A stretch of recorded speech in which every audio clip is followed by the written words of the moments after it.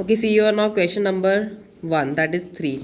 Convergent evolution and divergent evolution are two concepts explaining organic evolution. Explain each of them with help of an example. तो देखिए question में इन्होंने क्या पूछा कि कन्वर्जेंट एवोल्यूशन और डाइवर्जेंट दोनों एवोल्यूशन एग्जाम्पल है, ऑर्गेनिक एवोल्यूशन को एक्सप्लेन करते हैं। आपको दोनों टाइप के एवोल्यूशन की प्रोसेस को एग्जाम्पल के साथ एक्सप्लेन करना है। और इसी का एक दूसरा क्वेश्चन भी आ सकता है एग्जाम में, differentiate between diverge and converge type of evolution और एग्जाम्पल्स। तो देखिए कन्वर्जेंट एवोल्यूशन क्या होता है, when more than one adaptive radiation appear to have occurred in an isolated geographical area and two or more groups of unrelated animal resemble each other for similar mode of life। तो मतलब कि जब दो या दो से ज़्यादा groups के एनिमल एक चीज़ के लिए या एक मोड ऑफ हैबिटाट के लिए क्या कर रहे हैं, कंपीट कर रहे हैं, it is called convergent evolution. जैसे कि देखो ऑस्ट्रेलियन मार्सूपियल्स और प्लेसेंटल मैमल्स। तो आप पहले डेफिनेशन लिख देंगे, when more than one adaptive radiation appear to have occurred in an isolated area and two और more groups of unrelated animals, animals में रिलेशन नहीं है, अलग अलग एनिमल्स हैं, resemble each other for similar mode of life. जब कोई भी एनिमल्स हमारे सिमिलर मोड ऑफ लाइफ के लिए रिजेंबल करते हैं, it is called convergent evolution. Example डाल देंगे ऑस्ट्रेलियन मार्सूपियल्स और प्लेसेंटल मैमल, ये दोनों कन्वर्जेंट एवोल्यूशन का एग्जाम्पल है। अब आ जाइए डाइवर्जेंट का क्या है, in some animal the same structure developed along different direction due to adaptation to different need. पहले में नीड एक थी, पहले में सिमिलर नीड थी। डाइवर्जेंट मतलब डाइवर्ज, इसमें अलग अलग नीड्स हैं। मेन चीज़ आप यहीं से रट लो, सिमिलर नीड रहेगी कन्वर्ज में, सेम नीड होगी तो एक साथ आके मिलेंगे सब लोग। डाइवर्ज मतलब अलग अलग नीड ऐसे फैलेंगे सब अडेप्टिव रेडिएशन में, ठीक है। This is called as a divergent evolution. For example जैसे देखो four limbs of whale, whale के हाथ देखिए, बैट के हाथ देखिए, चीता के देखिए, ह्यूमन के देखिए, सबके हाथों की शेप अलग है बट सबका काम एक ही है। सबका काम, हाथों का काम सबका एक ही है। Okay, perform different functions, functions are different but anatomical structures are same. Clear हो गया, फंक्शन अलग है बट एनाटॉमिकल स्ट्रक्चर, हमारे हाथ वेल के बैट के सबके हाथों का डिज़ाइन अलग है, डिज़ाइन मतलब देखने में, ओके, बट उनका जो अंदर की एनाटॉमी है, अंदर का जो स्ट्रक्चर है बोन्स का, वो सबका सिमिलर है, ठीक है। तो ये हमारा एग्जाम्पल हो गया डाइवर्जेंट एवोल्यूशन का। But have similar anatomical structure with similar bones arranged in similar segment. जैसे हमने स्केलेटन देखा है, पहले ऊपर मोर रेडियस अनला होती है, फिर फैलेंजेस, कार्पल्स, मेटाकार्पल, तो इस तरीके से उनका हमारा अरेंजमेंट सेम है हड्डियों का, भले ही फंक्शन अलग है। वेल तो स्विमिंग में काम कर रहा है, चीता दौड़ने में, ह्यूमंस खाने में यूज़ कर रहे हैं, बट अंदर का जो उनका डिज़ाइन है ना, एनाटॉमिकल स्ट्रक्चर, वो सबका सेम है। इसे बोलते हैं डाइवर्जेंट एवोल्यूशन। ओके, कन्वर्जेंट आपको समझ आई है, इसमें आप ये आंसर लिख देंगे। नेक्स्ट क्वेश्चन आ जाइए, एक और क्वेश्चन है इसमें, Abingdon tortoise in Galapagos island become extinct within a decade on introduction of goats. जब एक आइलैंड में जिसका नाम था गैलापागोस आइलैंड, वहाँ पे टॉर्टोइज क्या हो गए, एक्सटिंक्ट हो गए, ख़त्म हो गए, जब वहाँ पे गोट्स, बकरियों को वहाँ पे डाला गया आइलैंड में। क्यों? बकरियों के डालने से कछुए, टॉर्टोइज क्यों ख़त्म हो गए, क्या रिलेशन है देखिए। The abandoned tortoise in Galapagos Island become extinct within a decade only after goats were introduced। तो इसमें क्वेश्चन पूछा हुआ है कि एक्सप्लेन गिविंग रीज़न। तो आपको बताना है, इट इज़, पहले बताओगे it is an example of competitive exclusion, मतलब कॉम्पिटिशन का एग्जाम्पल है ये। दूसरा यहाँ लिखोगे, it happened due to greater browsing efficiency of goat. बकरियाँ सबसे तेज़ फटाफट सब ब्राउजिंग मतलब प्लांट वगैरह सब खा लेती हैं, सब चर लेती हैं, सब कुछ फटाफट। टॉर्टोइज के लिए खाना ही नहीं बचा, मर गए वो भूखे, क्योंकि टर्टल पानी के अंदर रहते हैं, टॉर्टोइज पानी के बाहर रहते हैं। टर्टल टॉर्टोइज में डिफरेंस है दोनों कछुए, एक पानी के अंदर रहता है टर्टल, एक पानी के बाहर। जैसे आप लोग घर पे भी देखे, लोग पाल लेते हैं उनको, अपने घर पे छोटे से पानी रख लेते हैं, उसमें ऐसे ही घूमते रहते हैं घर पे वो, ठीक है। तो बकरियों के वहाँ पे लाने की वजह से टॉर्टोइज एक्सटिंक्ट हो गए। कॉम्पिटिटिव का एग्जाम्पल हो गया, relationship will be competitive. Next आप बोल देंगे due to greater browsing efficiency of goats, goat फटाफट सारे ब्राउज, ग्रेजिंग नहीं, ब्राउजिंग मतलब पेड़ों को खाना, पत्तियों को, वो ब्राउजिंग होता है, ग्रेजिंग चरना होता है, घास को खाना। ठीक है, ये लिख लेंगे सभी बच्चे आंसर। अब आ जाइए नेक्स्ट क्वेश्चन में। की टर्म्स आप फटाफट लिख सकते हैं, की टर्म्स को क्विकली, जो मैंने की टर्म, जैसे पहले क्वेश्चन में की टर्म होगी कॉम्पिटेटिव एक्सक्लूजन का एग्जाम्पल है, कॉम्पिटेटिव एक्सक्लूजन। नेक्स्ट लिख सकते हैं आप greater efficiency of browsing of goats. Keyword लिखिए, कीवर्ड से ही आपका आंसर पूरा, जरूरी नहीं कि आपको बार बार पूरे आंसर्स को लिखना है, कीवर्ड्स लिखते रहिए, बट आप जब आंसर बता रहे हैं किसी को तो आपको पूरा आंसर बताना है एक्सप्लेनेशन में। ओके, अब नेक्स्ट आंसर की बात करें, branching, descendant and natural selection are the two key concepts of Darwinian theory of evolution, explain each concept with the help of suitable example. तो डार्विन के दो कॉन्सेप्ट थे थ्योरी के, एक था ब्रांचिंग डिसेंडेंट, एक था नेचुरल सिलेक्शन। तो देखिए ब्रांचिंग डिसेंडेंट में उन्होंने क्या बताया, in it different species descending from common ancestor, अलग अलग स्पीशीज एक कॉमन एंसेस्टर से आती हैं, get adapted to different habit. जैसे हमने कल डार्विन की फिंचेस पढ़ी थी, उन सब का हमने बोला एंसेस्टर एक है, बट उन चिड़ियों की खाने की हैबिट से उनकी जो बीक थी वो अलग अलग शेप से मॉडिफाई हो गई। क्लियर हो गया? तो डिफरेंट स्पीशीज डिसेंडिंग मतलब आ रही हैं फ्रॉम अ कॉमन एंसेस्टर। तो ब्रांचिंग, ब्रांच हो रही है ना, देखो एक स्पीशीज़ है ब्रांचेस में डिवाइड हो गई, तो ब्रांचिंग डिसेंट्स, ये याद रहेगा सबको। क्वेश्चन में ही आंसर होता है आपका हमेशा बोर्ड में, आप लोग खाली फालतू में सोचते रहते हैं कहाँ से आ गया। ब्रांचिंग डिसेंडेंट मतलब आंसर इज डार्विन फिंचेस। ठीक है, फिर आप लिखेंगे example Darwin finches, varieties of finches arrows from grain eaters, grain मतलब खाने की वजह से अलग अलग फिंचेस आई। नेक्स्ट एग्जाम्पल लिख देंगे Australian marsupials from common marsupial. इतने सारे मार्सूपियल का चार्ट दे रखा है पूरा, वहाँ पे अलग अलग कैंगरूज दे रखे हैं। ठीक है, वो सारे हमारे आए हैं कॉमन मार्सूपियल से। ओके, ये हो गया आपका ब्रांचिंग डिसेंट्स। अब आता है नेचुरल सिलेक्शन। नेचुरल सिलेक्शन में आप लिखेंगे it is a process in which heritable variations enable better survival of the species. ठीक है, किसी भी स्पीशीज़ में ऐसे चेंजेस आना जिससे कि वो बेटर वहाँ रह सकें, अडेप्ट कर सकें, and to reproduce in large number, इसे बोलते हैं नेचुरल सिलेक्शन। मतलब नेचर सिलेक्ट करता है बेस्ट स्पीशीज़ को, जो उसे लगता है कि ये बेस्ट है चेंजिंग इन्वायरमेंट में, जो कोप अप कर लेगा। ठीक है, फिर आप लेंगे example white moth surviving before the industrial revolution and black moth surviving after industrial revolution. Moth वाला डाल देंगे एग्जाम्पल सभी बच्चे यहाँ पे।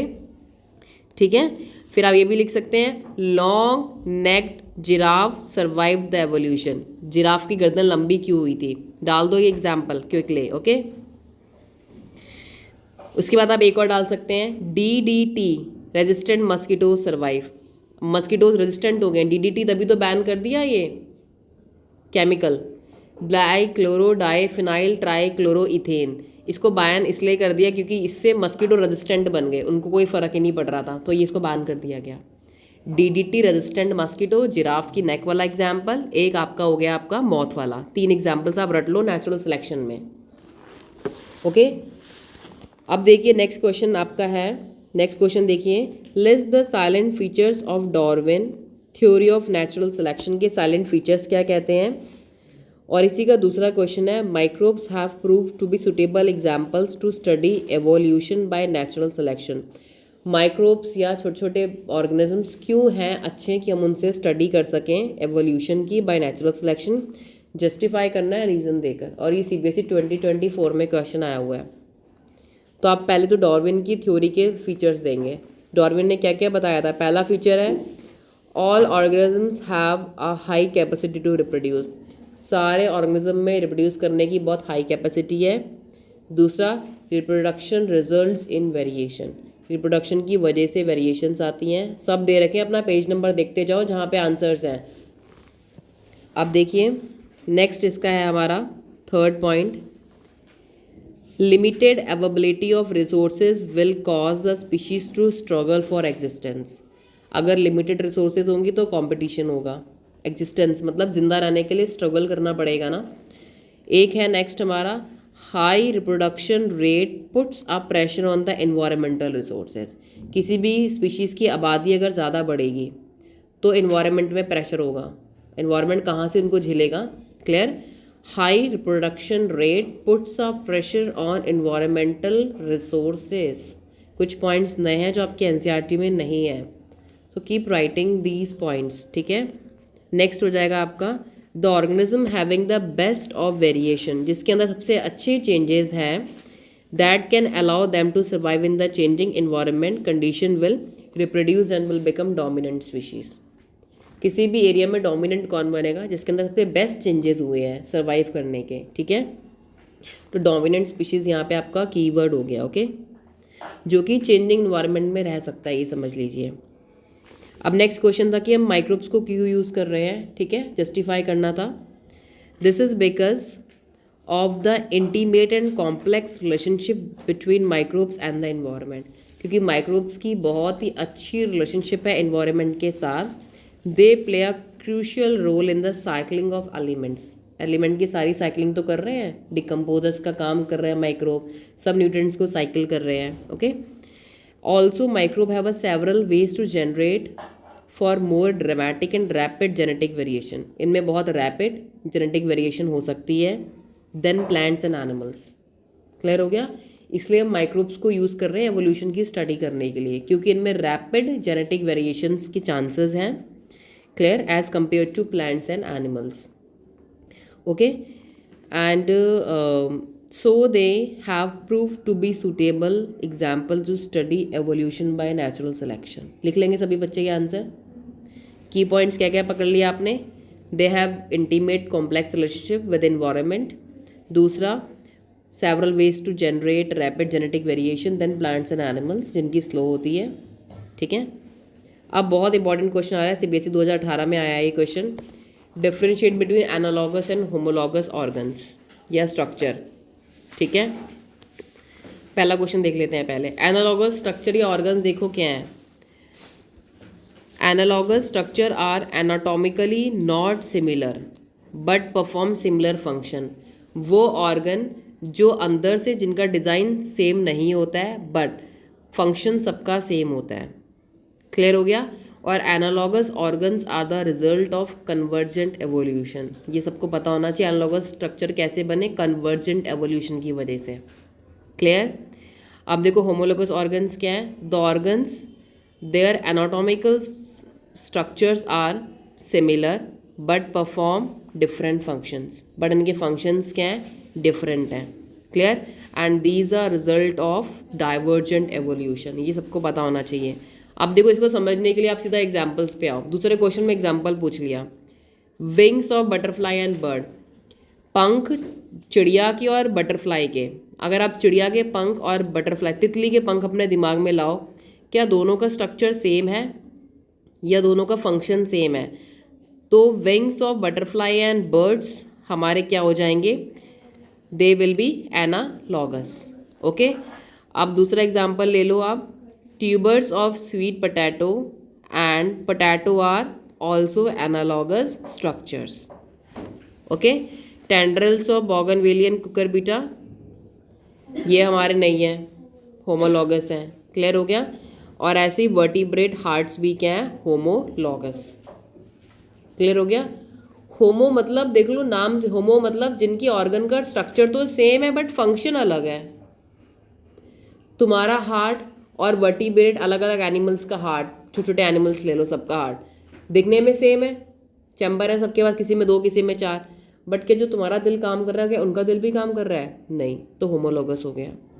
एनालॉगस में देख लो आप क्या, जैसे कि बटरफ्लाई के विंग्स और बर्ड्स के विंग, चिड़िया के पंख और बटरफ्लाई के पंख, दोनों का स्ट्रक्चर का डिज़ाइन क्या है, अलग अलग है बट फंक्शन क्या है, सेम है, उड़ने का काम। इसे बोलते हैं एनालॉगस।